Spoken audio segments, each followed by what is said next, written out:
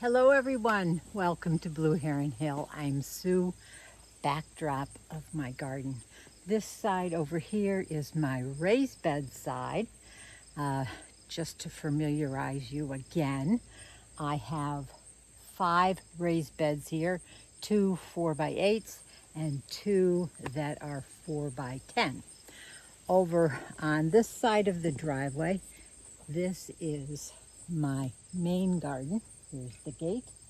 And we're going to get into this side of the garden mostly today is what I'm going to be talking about. So I still have a hugely productive garden here. And I will be picking for the month of September at least. But I have a problem with my main garden. And so I'm going to take you over there and I'm going to discuss what the problem is and perhaps a solution. So come on, let's walk over there.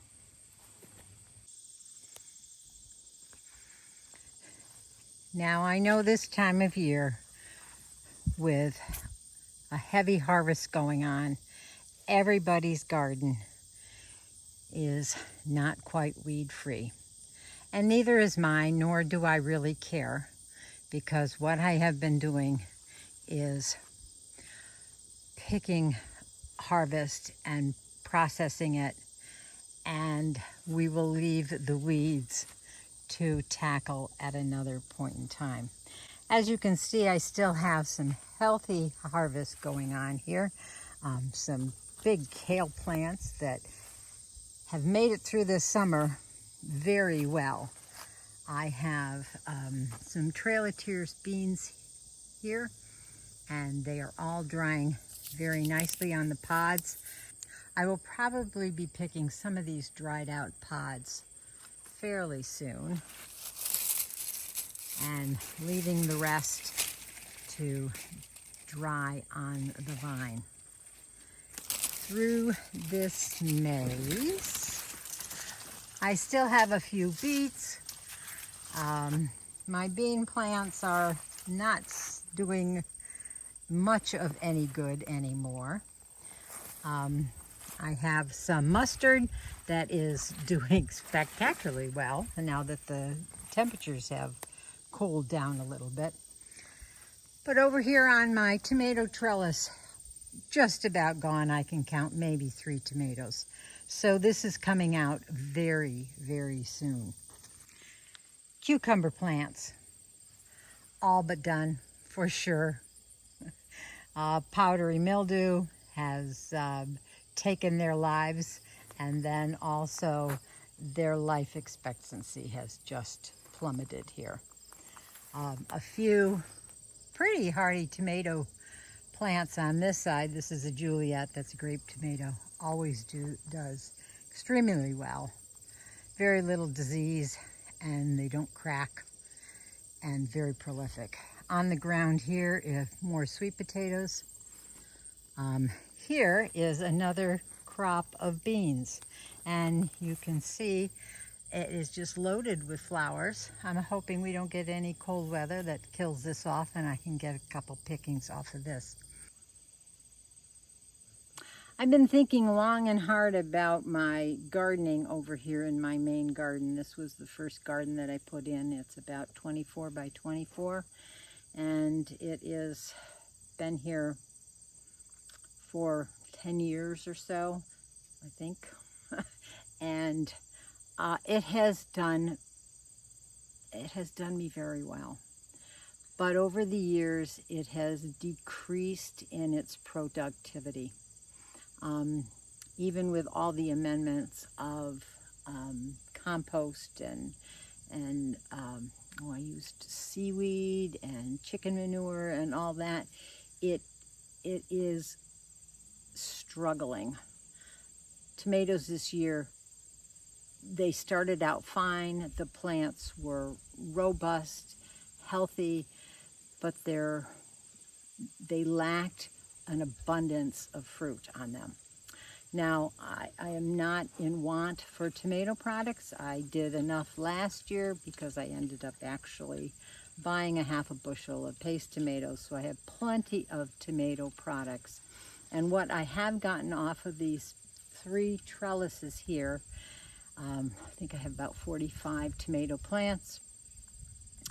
I've gotten certainly enough to carry me through till next year. But it's made me think very hard on what to do with this main garden. Do I rip the entire thing out, till it all up, re-amend it with more compost and more nutrients? Do I just level it, tear it all down, and try and find a different area to build another garden? Couple things working against this garden.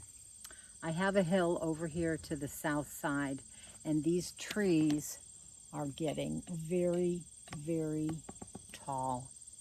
So they do cast a shadow on especially the south side. Now the north side of the garden here stays in full sun for a long enough time. I don't really have to worry about that. But as I come in about 4 feet, 5 feet maybe in from that south side, it takes on a lot of shade, especially in the late summer.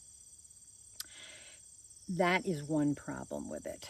Another problem, and I will try and focus this down here, whoops, is right here. This right here, all this frothy, frilly little stuff is called horsetail fern. Now, if you know what a horsetail fern is, you know my dilemma. This is a plant that is as old as the dinosaurs. It has been around forever. And there are very few ways that you can totally eradicate it in your garden. Digging it up is not going to help because the roots are, they're runners. So if you leave one little bit of root, it will come back. So I have been digging and pulling what I can for years now, but this has spread throughout the entire garden. Another way of doing this is to try and eradicate would be to change the pH. And this is something that would take, 5-6 years maybe, little by little every year, amending with more lime, amending. This is used to a very acidic soil. Tomatoes love acid. So there's a counterproductive thing going on there. So I am left with a big dilemma that has kind of hit me full force this year as to what to do. First of all, this was an in-ground garden, and then I've modified it to kind of a modified raised bed garden with permanent pathways and, you know, wood plank sides and stuff like that. And I've added more stuff on top, but that only enriches these horsetail ferns. So bringing me to a decision that I need to make. Either totally tear down this garden and just let it go to grass and whatever else may pop up, or try and eradicate it, and it would actually have to be left fallow for a number of years, like I said, 4, 5, 6 years or something like that, by amending the soil and raising the pH. Or another way has come to my mind is to level it. Don't try and get rid of these horsetail ferns, because that is, in my opinion, it may be just impossible. But if I leveled this 24 by 24 foot garden, leveled it out flat, and put down weed barrier, and I mean a heavy duty weed barrier, to smother out those horsetail ferns so they don't come back up and put raised beds on top, fill them with good soil and good compost and soil, so none of these horsetail ferns come back or can't come up through that weed barrier. And I think that that may be my solution to getting this space, which is still has potential for great production. And I think, unfortunately, that's what I'm going to have to do. I do have some perennial plants over here that will have to be moved. I have some thyme, I have some rhubarb, I have some comfrey even. I have, what else do I have? I can't even remember. Well, I have down in this lower annex area, I have raspberries. But I can move those raspberries into the patch area that I have for them down here. And so that's what I might do with that. But this 24 by 24 foot stamp of a garden here is going to be sealed off, and I'm going to have to make raised beds and fill those for planting tomatoes, or however I'm going to configure my garden in the next year and in the years to come. So this time of year, your gardens are a hot mess, and mine is a hot mess and a half, because it has pushed me to the realization that I have to do something. So I still have more